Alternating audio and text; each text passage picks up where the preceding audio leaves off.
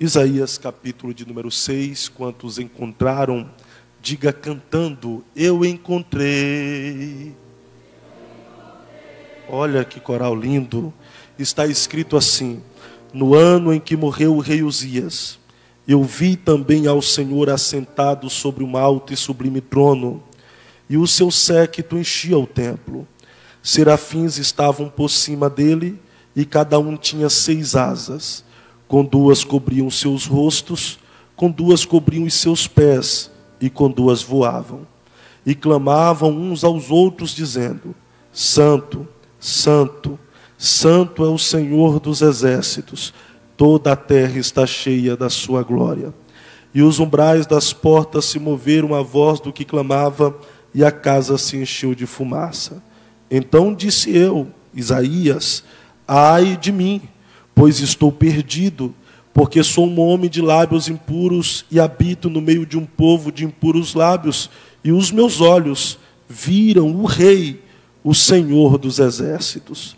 Porém, um dos serafins voou para mim, trazendo na sua mão uma brasa viva que tirara do altar com uma tenaz.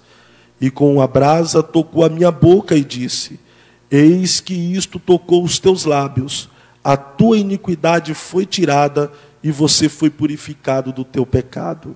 Depois disto, ouvi a voz do Senhor que dizia: a quem enviarei e quem há de ir por nós? Então disse eu: eis-me aqui, envia-me a mim. Tome o seu assento, por gentileza. Me empresta um pouco da sua atenção, para que possamos compreender o que Deus tem para falar conosco, através deste texto, que é um dos mais fascinantes do Antigo Testamento. Está falando a respeito de uma das mais lindas experiências em que o homem teve com Deus. Este texto está inserido no livro do profeta Isaías. Isaías, que é conhecido como profeta messiânico, que é aquele que mais profetizou acerca do Messias, acerca do Cristo.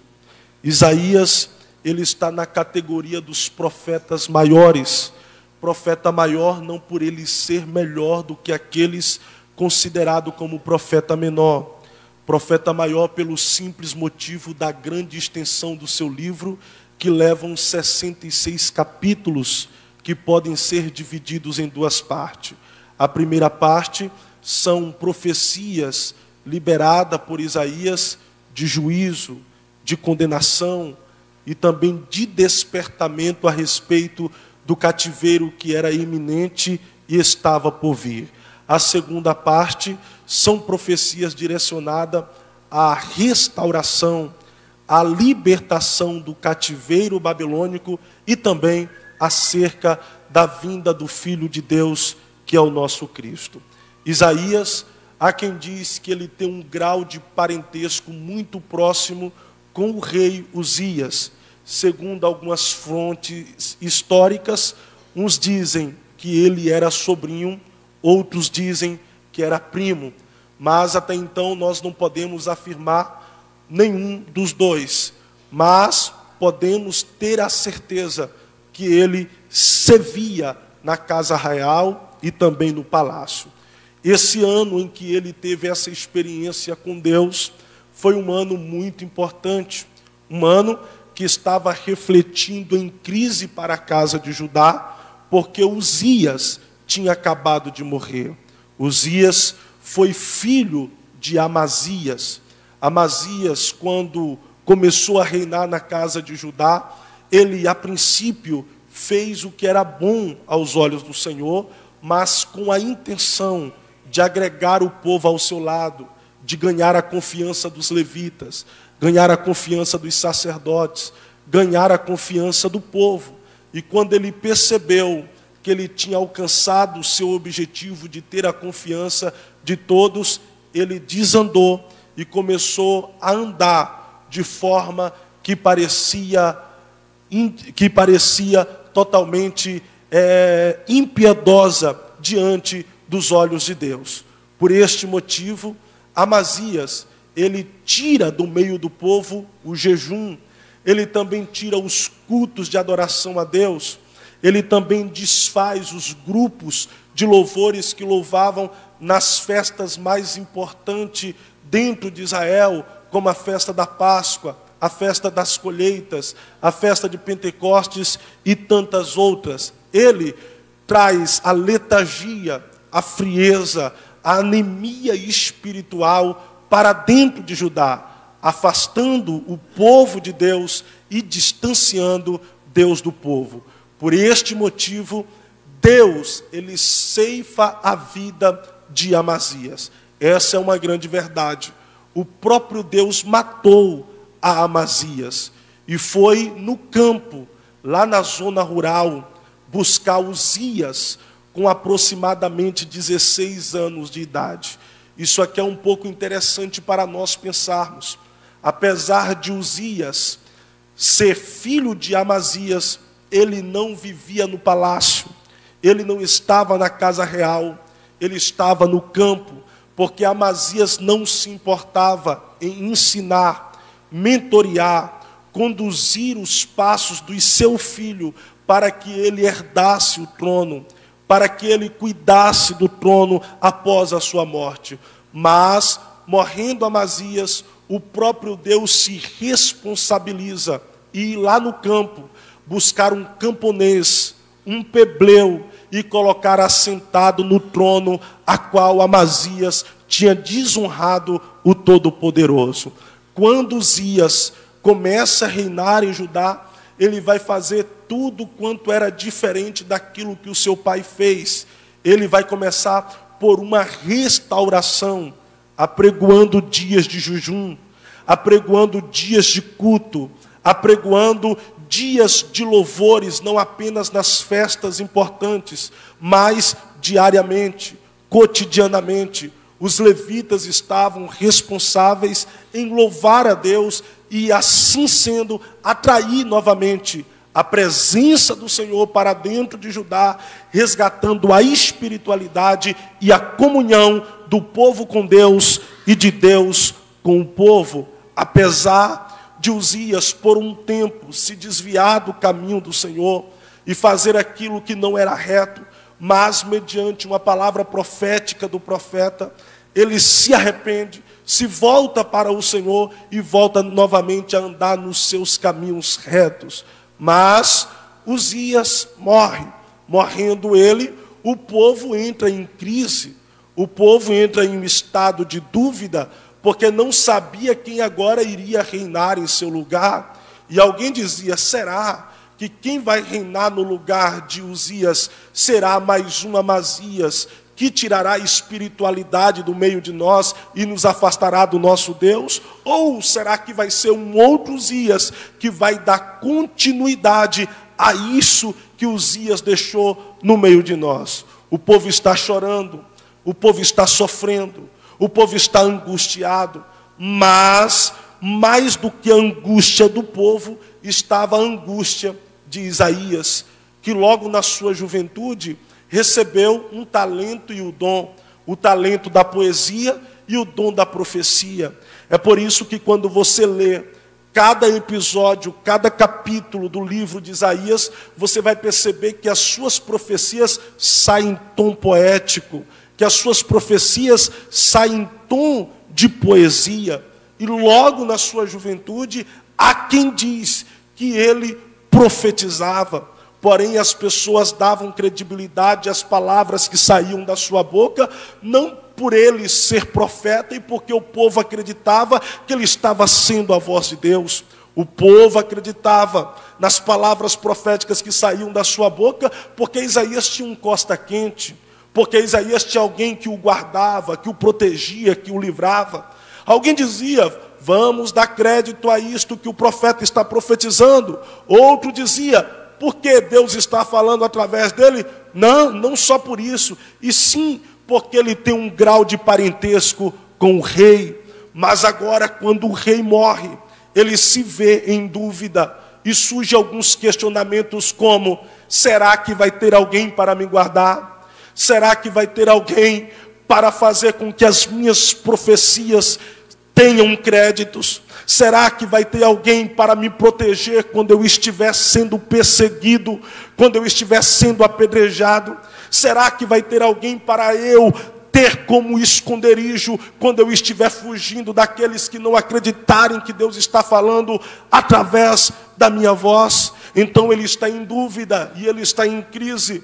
Mas é essa dúvida, essa crise que leva Isaías para o templo. E é lá no templo que ele vai ter essa visão extraordinária que nós podemos dizer que é uma experiência soberana e transcendental que ele teve com Deus.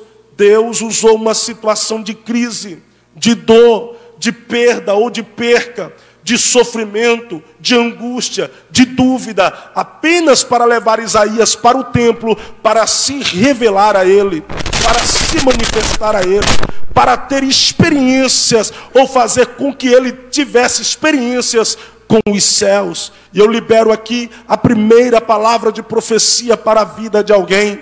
Nem sempre os momentos de dores são momentos desfavoráveis. Nem sempre os momentos de angústias, de crises, são apenas porque os céus têm o prazer de ver você sofrer ou sentir dores inimagináveis. Às vezes, o próprio Deus permite a crise, a dor, as angústias da vida para te levar para o lugar secreto. Porque é lá no lugar secreto que Ele tem o interesse de se revelar a você e fazer você ter experiência com Ele. A Bíblia vai dizer que é lá no templo que ele tem essa visão. E ele começa dizendo: no ano em que morreu o rei.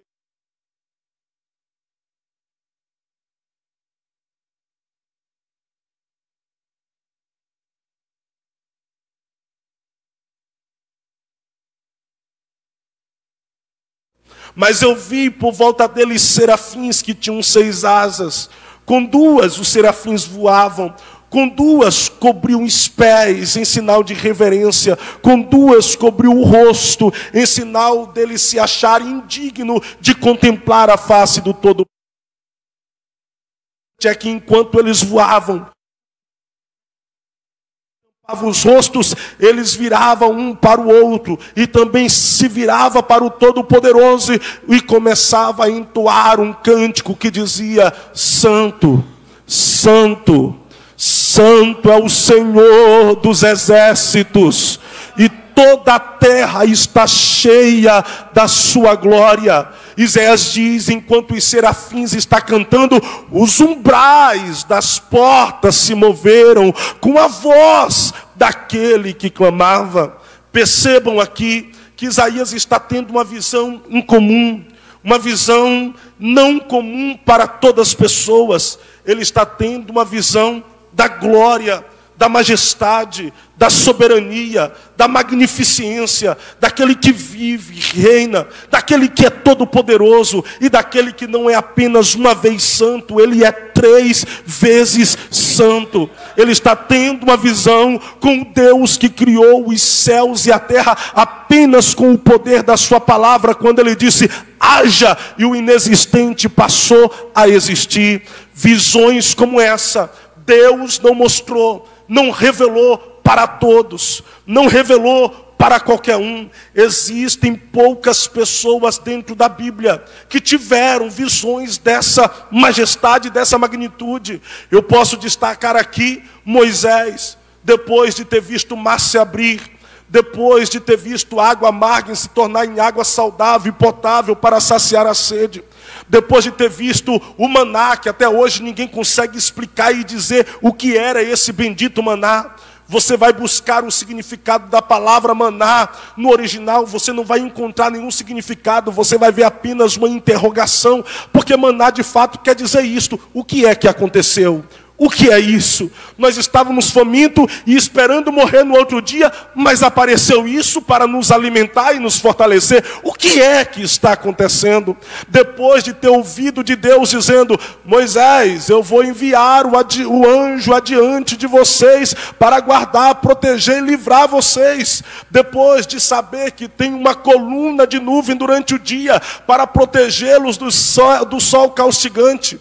uma coluna de fogo durante a madrugada para aquecê-los do frio congelante. Depois dele ter inúmeras experiências com Deus, ele sobe ao monte e diz: rogo-te que me mostres a sua glória. Rogo-te vem do verbo rogar, que no original significa pedir insistentemente até que o pedido lhe seja concedido. Foi mais ou menos assim: eu já vi muitos sinais, mas agora eu quero ver a sua glória. Não pode, Moisés, mas eu quero ver a sua glória. Não pode, Moisés, mas me mostre a sua glória. Não pode, Moisés, mas eu quero ver. Não pode, e ele está insistindo: me mostre a sua glória. Não pode, mas eu quero ver. Não pode. Moisés, aquele que contempla a minha glória, ele não suporta e morre. Não me importa, eu morro com a satisfação de ter visto o Senhor enquanto eu tive vida,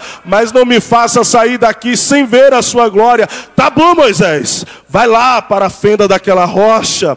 Quando eu passar, você vai me ver de costa e será o suficiente. Tá bom, foi Moisés para a fenda da rocha. Deus passou e Moisés viu a glória de Deus, mas foi o suficiente para ele ser cheio e ter uma experiência sobrenatural com o Eterno. Perceba aqui que Moisés pediu, insistiu, implorou e viu. Isaías não pediu, não insistiu, não implorou. Deus apenas permitiu uma crise e o mostrou. Eu estou falando com dois tipos de pessoas aqui presentes. Pessoas que, para ter experiências sobrenaturais com Deus e contemplar a sua glória, vai ter que pedir, insistir, implorar, fazer uma espécie de birra com Deus até Deus mostrar e revelar. Mas existe outro tipo de pessoa que Deus vai permitir circunstâncias desfavoráveis, que Deus vai permitir crises, que Deus vai permitir situações dolorosas apenas para você ir para o lugar secreto. Mas lá no lugar secreto, Ele há de se revelar à tua alma e fará você ter experiências sobrenaturais com Ele.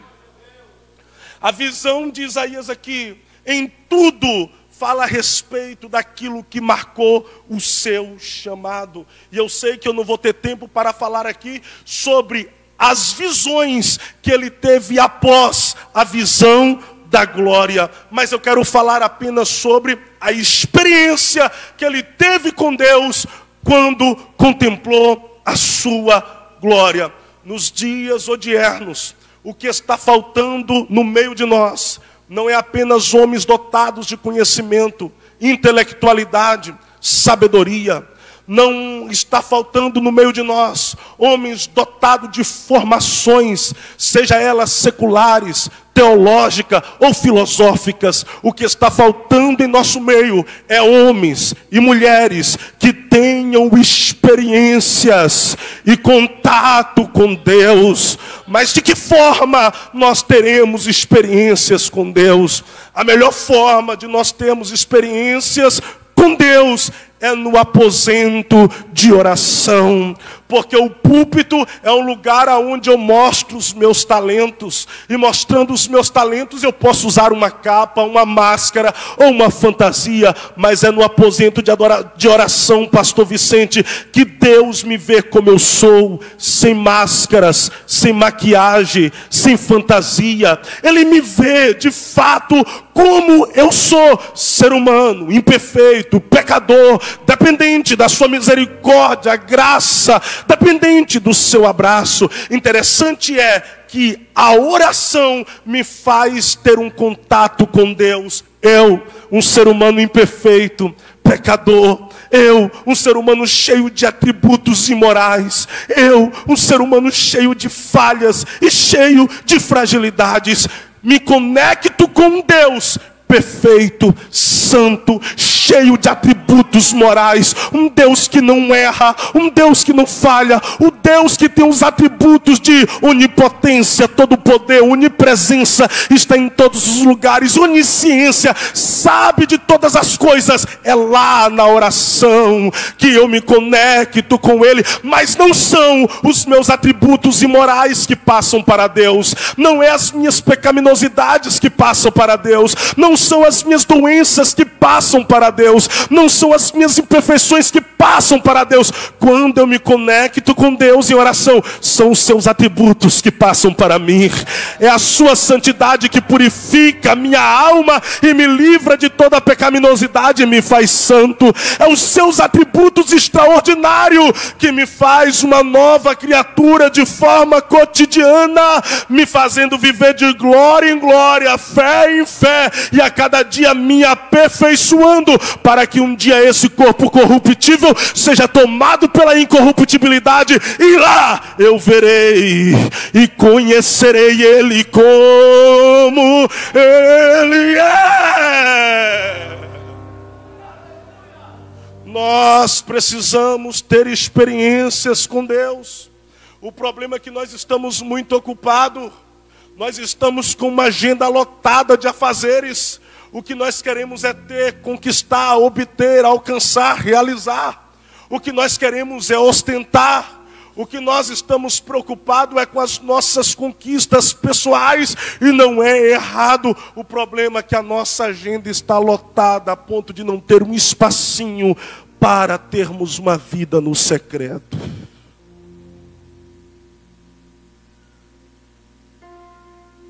É por isso que existe alguns lugares que templos estão cheios de pessoas totalmente vazias. E aí ficamos nas expectativas de grandes eventos para nos encher, para ter uma experiência. Na verdade, o que está acontecendo em muitos lugares não são experiência, mas são meros movimentos. Porque nós nunca iremos viver um avivamento na coletividade sem antes o vivermos na individualidade. Eu nunca vi na Bíblia Deus levantando uma nação para avivar a vida de um homem, mas eu sempre vi Deus avivando um homem para trazer um avivamento para uma nação. O interesse de Deus é avivar cada um de nós de forma pessoal e individual, mas é necessário nós irmos para o aposento da oração e entrarmos em contato com o Todo-Poderoso.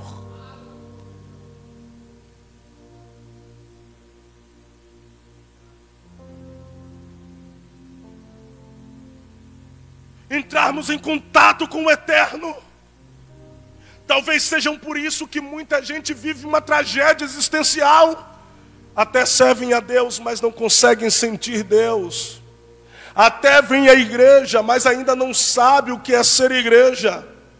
E eu estou falando com pessoas aqui que nunca tiveram experiências com Deus, que o fizeram sair da dimensão do natural e viver na dimensão do sobrenatural.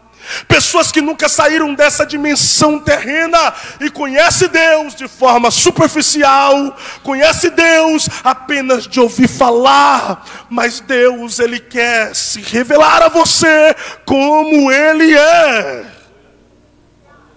Por exemplo, a oração não é para ser um monólogo, onde apenas nós falamos. A oração, ela é um diálogo. Eu falo, mas eu me calo para ouvi-lo falar.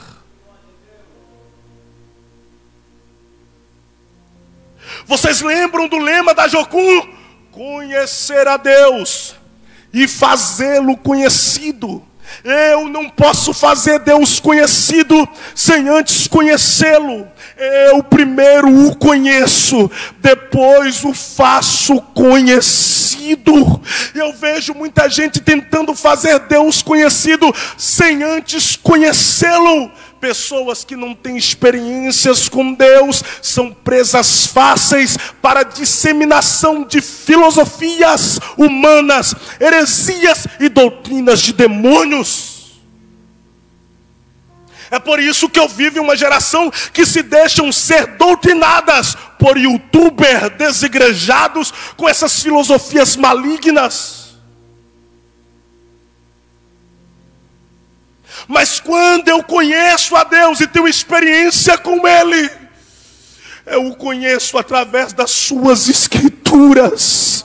E em vez de ouvir youtuber desigrejado, eu dou ouvido àquilo que é falado através do meu pastor.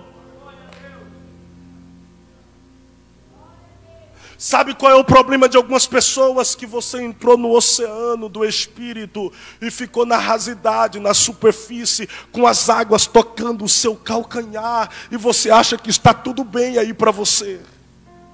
Mas Deus, Ele não te chamou apenas para que as águas estejam no seu calcanhar e que você fique na rasidade. É por isso que Ele te conduziu aqui apenas para te fazer um convite. Entra um pouquinho mais no oceano do meu Espírito. As águas estão nos joelhos, mas não é o suficiente. Venha um pouquinho mais para o oceano do meu Espírito. As águas estão na cintura, mas ainda não é o suficiente. Ele está dizendo: venha um pouquinho mais para o oceano do meu Espírito. As águas estão nos ombros e você já está se achando o expert, o popstar da espiritualidade. E Deus está dizendo: não, mergulhe lá no meu oceano. Porque quem mergulha no meu oceano não se acha nada. Mas eu nado com Ele nas profundezas. E é lá nas profundezas que eu revelo coisas grandes e firmes que vocês não sabem. O que os olhos não viram, o que os ouvidos não ouviram, o que o coração do homem não sentiu, é o que Deus tem para revelar a sua alma. Deus quer se fazer conhecido por você. A pergunta é: você quer conhecê-lo?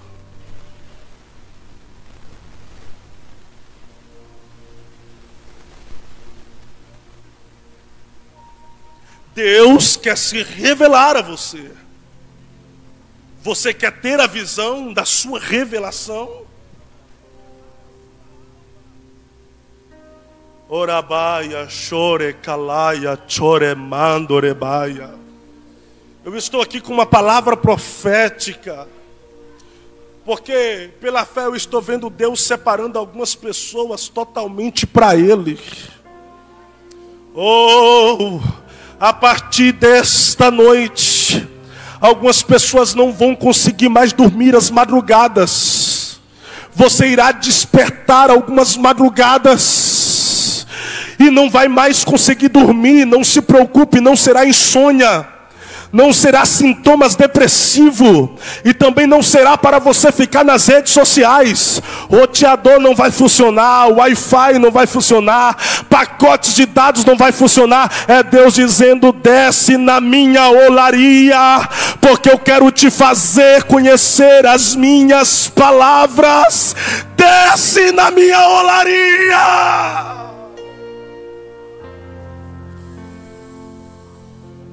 Deus está dizendo para alguém: chega dessa vida anêmica espiritualmente falando. Chega dessa vida letárgica, fria, morna. Chega de me servir sem me sentir. Chega de viver essa vida espiritual rasa, vazia, que mesmo me servindo está com sintomas depressivos. Está na hora de você mergulhar no meu oceano, conhecer os meus mistérios. Eu vou te envolver com a minha glória. Eu vou te envolver no meu mistério. Eu vou te revelar coisas novas. Eu não te chamei para ser comum. Eu te chamei para ter visão incomum da minha glória. Chega! Eu não sou disso não, mas levante a sua mão e deixe ela levantada por um minuto com os olhos fechados. Ó Deus, se é verdade que o Senhor está vocacionando alguém para ter uma vida incomum, para ter um tempo de experiências contigo, e essa pessoa agora está com o coração aberto ouvindo essa mensagem, a mão levantada, por favor, Senhor, confirma esta mensagem agora. Vai ao encontro dele e dela, pelo teu Espírito Santo. O abraça e se faça sentir de forma como nunca antes. Mas por favor, faça isso agora. O Senhor tem libertado.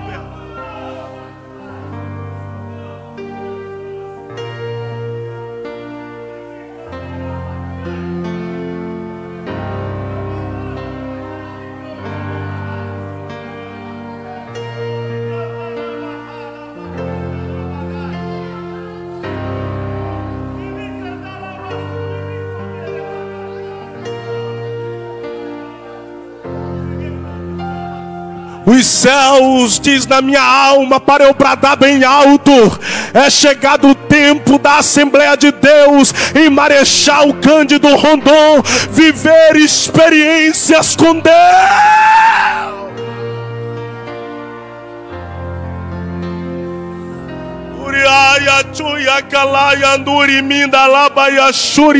Olha os céus te envolvendo agora em algo novo. A sua glorificação em uma linguagem entendida por todos é substituída por línguas celestiais. Fale em línguas pela primeira vez, como um sinal das experiências que tu terás com Deus.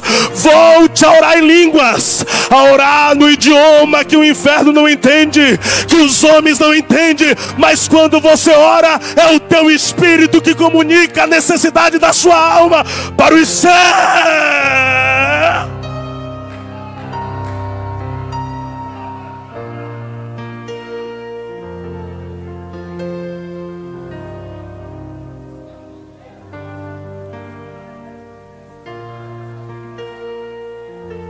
Experiências com Deus é o que nós precisamos, é o que nós necessitamos. O diabo, ele não tem medo das nossas formações. O diabo não tem medo da nossa conta bancária. O diabo não tem medo quanto você é influente. O diabo não tem medo das marcas que você veste. O diabo não tem medo do seu carro importado. O diabo não tem medo da sua profissão. O diabo não tem medo da sua graduação. Mas o inferno tem medo e treme nas bases diante de alguém que tem experiências com o eterno. É por isso que Deus quer te fazer conhecido no céu, respeitado na terra e temido no inferno.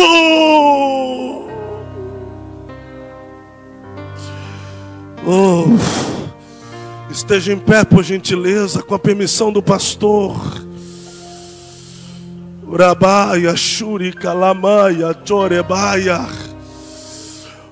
Yeleia, Duri, Minda. Eu estou sentindo uma graça. Eu não sei o que está para acontecer nesse campo. Eu não sei o que está para acontecer nesta igreja, mas os céus estão envolvendo muitas pessoas aqui em uma nova dimensão. Não será apenas 1, 2 ou 3. Não será não apenas 5.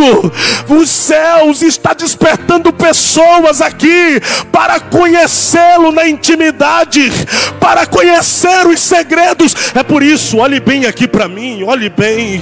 A partir de hoje, Deus entra no seu ciclo de relacionamentos e corta. Não se assuste quando você perceber que algumas pessoas sumiram do seu ciclo de relacionamentos, de amizade. Não é porque você se tornou uma pessoa insuportável. Não é porque você está vivendo um momento de solidão. Apesar de que todos que é vocacionados, chamados por Deus, praticamente são solitários, porque as grandes águias voam sozinhas. Mas é Deus dizendo: foi eu que afastei de vocês, foi eu que separei de você, porque a amizade que você tinha com ele e ela era mais importante do que a amizade que você tinha comigo. Eu quero que você seja o melhor amigo, porque eu quero que você compartilhe os seus segredos comigo, para eu compartilhar os meus segredos contigo. É chegado um tempo novo para a vida de alguém, tempo de experiências com Deus. E se você sente que é o alvo desta mensagem, uma palavra, uma frase, alguma coisa está falando com você, saia do seu lugar correndo e venha à frente orar comigo.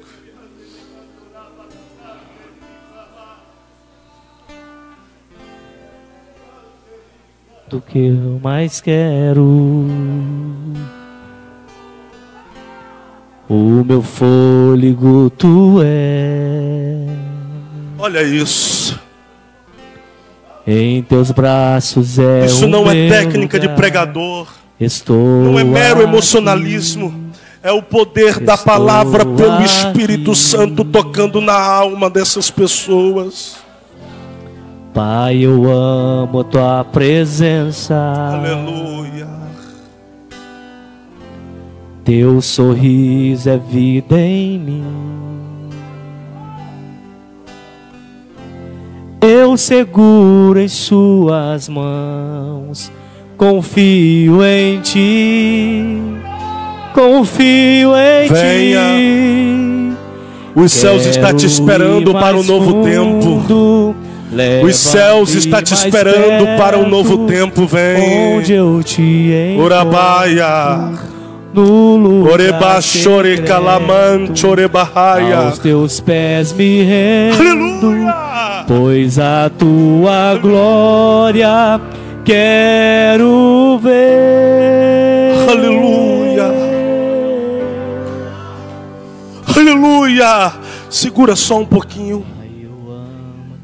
Eu estou falando com outro tipo de pessoa aqui, que já teve experiências com Deus, já teve contato com Deus, até dele recebeu promessas, mas alguma coisa aconteceu que fez você se afastar, se distanciar e se perder de Deus. Mas Deus, Ele não te perdeu e não quer te perder. E para não te perder, Deus te perdoa. Ele prefere te perdoar do que te perder. E foi Ele quem conduziu os seus pés até aqui para dizer: as promessas que eu te fiz há tempos atrás ainda está de pé. Mas para eu cumpri-las é necessário você voltar para o caminho da promessa. E a pergunta que eu faço é: cadê você que se afastou dos caminhos do Senhor? Que já teve experiências com Ele, já sentiu Ele e agora não sente mais. Eu dou um minuto para você sair do seu lugar, para você reconciliar e voltar para Jesus. Cadê você? Cadê você? Ali está a primeira pessoa. A igreja que é viva. A igreja que é viva. A igreja que é viva, pelo amor de Deus. Glorifique ao Senhor. Ali está a segunda pessoa, olha lá. Venha, venha, venha abraçar a graça de Deus, ser perdoado dos seus pecados e voltar para o caminho da promessa. Olha lá, cadê a igreja que é viva para adorar? Olha ali, Urabaia, Shuri Calabaia, Churi Mandarabashura Calabaia. Eu sei que tem mais alguém. Nós estamos em 30 segundos. Cadê você? Venha. Os céus estão te esperando. A parábola do filho pródigo está na Bíblia para pontuar o seguinte: não importa o que você fez, apenas volte para a casa do Pai. Cadê você? 25 segundos.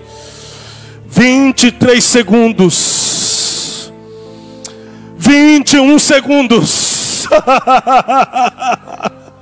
Cadê a igreja para adorar? A Bíblia não diz que a festa no céu quando um canceroso é curado, quando um paralítico anda, quando um surdo ouve, quando o mudo fala, quando o cego enxerga. A Bíblia diz que a festa no céu quando um pecador se arrepende dos teus pecados. Nós ainda estamos em 15 segundos. Cadê você? Tem mais alguém? 13 segundos. Venha, se ouvides a voz do Senhor teu Deus, não endureça o vosso coração. 10 segundos. Os céus estão de braços abertos para te abraçar e te receber. 8 segundos. Você sabe que você não pode continuar da mesma forma que está. Você precisa viver uma vida de propósito. E o seu propósito está em Deus. 5 segundos. 3 segundos. Pai, a sua palavra foi pregada. E aqui está, meu Deus, essas pessoas diante do seu altar, querendo viver experiências contigo, reconciliando e aceitando a Jesus como Salvador. Aqui está, meu Deus, essas mulheres, esses homens, esses moços, essas meninas, com lágrima nos olhos, com o coração sedento, para viverem algo novo do Espírito, para terem a visão da sua glória e viverem a manifestação do teu Santo Espírito e ter experiências com os céus. Perdoa os pecados daqueles, ó Deus, que estão retornando. Apaga as transgressões, apaga o nome dele do livro da condenação e escreve no livro da vida. E que a partir de hoje, meu Deus, ele e ela viva em novidade de vida e de experiências com os céus. Por favor, meu Deus, se é verdade que o Senhor quer fazê-lo ter experiência, que o Senhor quer fazê-la ter experiência, vai ao encontro dele e dela agora, pelo poder do Espírito Santo, e toca na vida deles de forma como nunca antes, e os faça sentir aquilo que eles ainda não sentiram. Batiza com o Espírito Santo agora, que ele fale em línguas pela primeira vez, que ela seja renovada e restaurada. Recebe o dom da palavra de sabedoria e ciência, recebe o dom de falar em línguas, recebe o dom de variedades de línguas, recebe o dom de interpretação de línguas, recebe o dom de discernimento de espírito, recebe o dom de profecia, recebe o dom de sinais e maravilhas. Receba algo do Espírito agora, agora, agora.